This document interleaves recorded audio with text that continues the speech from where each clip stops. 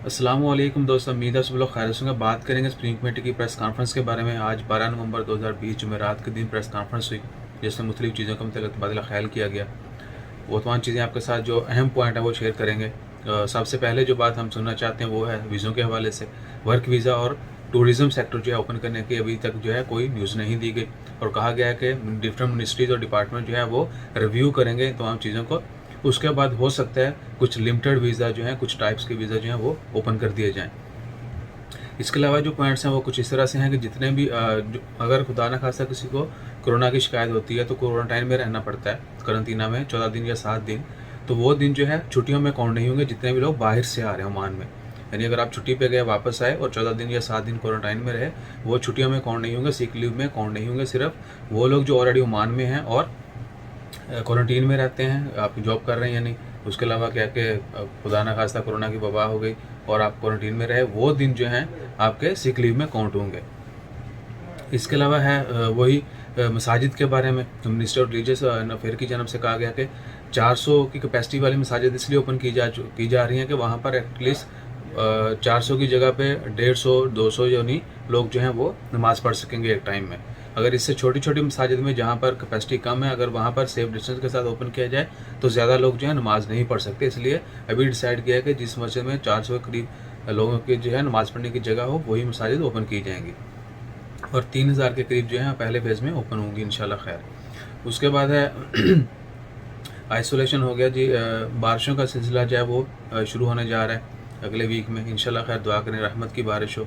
उसके अलावा है जी रिगार्डिंग री ओपनिंग ऑफ नर्सरीज, सिनेमाज जो हैं अभी तक ओपन यानी बंद हैं, सॉरी, और बच्चों के जो स्कूल है, नर्सरीज, किंडरगार्टन, वो भी अभी तक बंद हैं। उनकी ओपनिंग के बारे में अभी तक कोई डिसाइड नहीं किया गया। जैसे ही कोरोना की वबा मुकम्मल ख़त्म होती है या स्प्रिंग कमेटी बेहतर समझती है कि अब जो है हालात जो हैं कंट्रोल में हैं, बच्चे जो हैं, बहुत छोटे बच्चे जो हैं वो भी जा सकते हैं, सिनेमा जो हैं वो भी ओपन हो सकते हैं। तो इसके बारे में डिपार्टमेंट जो है ऑलरेडी काम कर रहे हैं, वो रिव्यूज़ ले रहे हैं। Hopefully there will be a good news. बच्चों के स्कूल के हवाले से I will not say cinema is good.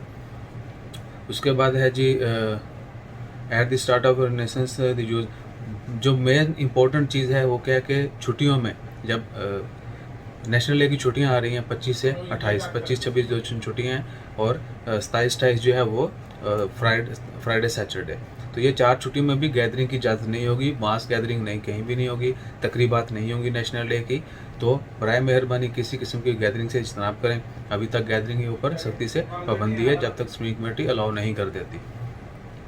उसके बाद है जी just like the reopening of some sectors, कुछ और मज़ीद सेक्टर जो अभी तक बंद हैं। स्कूल्स भी आपको बहुत सारा, पार्क्स जो हैं अभी तक बंद हैं। इसके अलावा और बहुत सारी पब्लिक प्लेसेज जो अभी तक बंद हैं, बीचेस बंद हैं।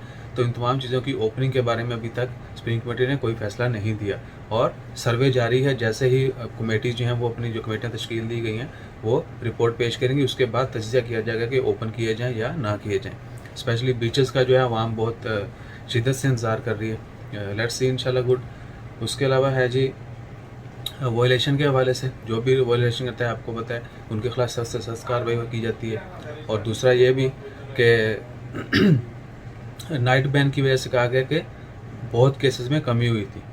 सो अभी तक ये नहीं कहा गया कि दोबारा से लगाया जाएगा या नहीं लगाया जाएगा, लेकिन ये अप्रिशिएट किया गया कि जब से जिन दिनों में नाइट मूवमेंट बैन जो है वो इम्पोज किया गया था, उन दिनों में केसेस में बहुत कमी आई थी, जिसका रिजल्ट अभी तक आ रहा है, यानी डे बाय डे जो है केसेस डिक्रीज़ हो रहे हैं। सो इंशाल्लाह खैर। उसके अलावा स्प्रिंग कमेटी की प्रेस कॉन्फ्रेंस में minister of health, children are still less infected, बच्चों में कोरोना की वबा जो है अभी बहुत कम है, पूरी दुनिया में बहुत कम है बच्चों में इन्फेक्शन। और ओमान में जो सर्वे किया जा रहा था, नेशनल सीरोलॉजिकल सर्वे, उसमें कहा गया था 15% जो है इम्यून सिस्टम जो है उसकी, आप कह सकते हैं कि जो क्षमता, जो शक्ति, जो क़ुव्वत मुदाफ़त है वो बहुत अच्छी नहीं है, बहुत स्ट्रॉन्ग नहीं है। अभी तक उसके ऊपर स्टडी जारी है। जैसे ही मज़ीद कंप्लीट रिपोर्ट आती है वो भी शेयर करेंगे। लेट्स सी कि ओवरऑल सर्वे के बाद जो है क्या रेशो क्या है, यानी ज़्यादा हेल्थी लोगों की या नॉर्मल की, और जो फाइट कर सकते हैं किसी भी बीमारी के ख़िलाफ़ या नहीं कर सकते। तो इम्यून सिस्टम और ये सीरोलॉजिकल बेस पे जो सर्वे किया गया उसका रिज़ल्ट अभी आना बाकी है, लेकिन कह लें कि रैंडमली बताया गया कि बहुत स्ट्रॉन्ग नहीं है इम्यून सिस्टम लोगों का जिनके भी सैंपल लिए गए। So let's see what will be the final result. इसके अलावा है जी स्प्रिंग कमेटी की there will be a review of activities that have not, वही जो एक्टिविटीज़ अभी तक ओपन नहीं है उनके मतलब अभी तक रिव्यू जारी है। जैसे ही कोई भी रिपोर्ट आती है उसके बाद जो फैसला किया जाएगा। उसके बाद पीपल ऑफ द एज, मस्जिदों में आपको पता है वो ये बाकी तमाम वही चीज़ें हैं उनके बारे में तफसीलन बयान किया गया है। मसाजिद ओपनिंग होंगी तो 12 साल से कम उम्र के बच्चे और 65 साल से ज़्यादा उम्र के जो शहरी हैं वो नहीं जाएंगे। औरतों के लिए जो मसाजिद, औरतों की जो जाए नमाज है वो बंद रहेगी। इसके अलावा जितनी भी हदायत हैं वो पहले भी शेयर की जा चुकी हैं। सो इंशाल्लाह खैर, इसके अलावा कोई ख़ास खबर नहीं है। अगर जैसे ही कोई भी खबर आती है वो भी आपके साथ शेयर करेंगे। अपना ख्याल रखें, दुआ में याद रखें। इंशाल्लाह खैर, जज़ाकल्लाह, अल्लाह हाफ़िज़।